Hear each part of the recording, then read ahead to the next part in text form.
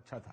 لیکن جب آپ وہ چلنے دیں گے, جب آپ اپنے یا کوئی بھی اس وقت کی سپریم کورٹ نے کہا کہ جی برداشت کا تحمل کا مظاہرہ کرے, اور وہ چلی پوری کیمپین, اس کے بعد تو یہ ہونا ہے, وہ لوگوں کے منہ کھل گئے ہیں, ہاتھ کھل گئے ہیں. اب پہلے عدلیہ کے بارے میں بہت سوچ سمجھ کے گفتگو کی جاتی تھی, فیصلوں پر تنقید ہوتی تھی, پھر یہ ہونا شروع ہوا ہمارے ملک میں. آج اس آئین کا سنگین مذاق اڑایا جا رہا ہے. امرتا بندیال شرافت سے استعفیٰ دے دو اور گھر جاؤ. اسکرین پر نظر آ رہے ہیں آج پاکستان کے حالات کے یہ ذمہ دار ہے, چاہے وہ کھوسا ہو یا وہ ثاقب نثار ہو یا وہ اعجاز الاحسن ہو یا وہ مظاہر علی نقوی ہو. چھوٹے چھوٹے لوگ آتے ہیں, وہ سمجھتے ہیں کہ وہ فیصلے سنا رہے ہیں. پاکستان کی عدلیہ نے کارڈینل سن کمٹ کیے ہوئے, ان کو بھی تو بتائیں کہ ان کی کیا اوقات ہے. جوڈیشری کے پوکنگ.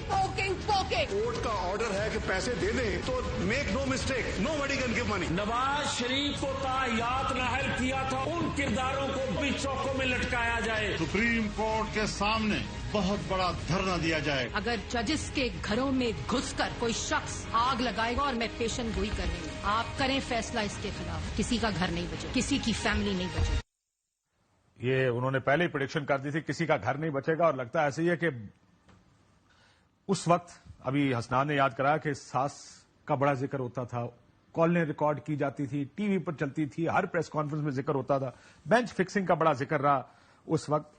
جب آپ نے یہ راستے کھولے, سیاستدانوں نے یہ راستے کھولے, تو پھر یہ اب مجھے لگتا ہے کہ ہم یہ نہیں کہ غلط فیصلے نہیں ہوا, غلط فیصلے بھی کیے, پریشرز اور جو ہوتا رل مل کے بھی فیصلے کیے ہوں, لیکن پھر بھی ادارے کا ایک احترام ہے جو اب بھی ہونا چاہیے, جو اس وقت بھی کسی حد تک ہونا چاہیے تھا. آئی انڈرسٹینڈ تنقید ہوتی ہے, کبھی لوگ جذباتی ہو جایا کرتے ہیں, لیکن یہاں تو جلسوں میں تصویریں لگا کے تنقید جب کی گئی, اس کا تو پھر یہ کنٹینیوٹی ہے اس سارے پروسیس کی, یہ نہیں ہونا چاہیے.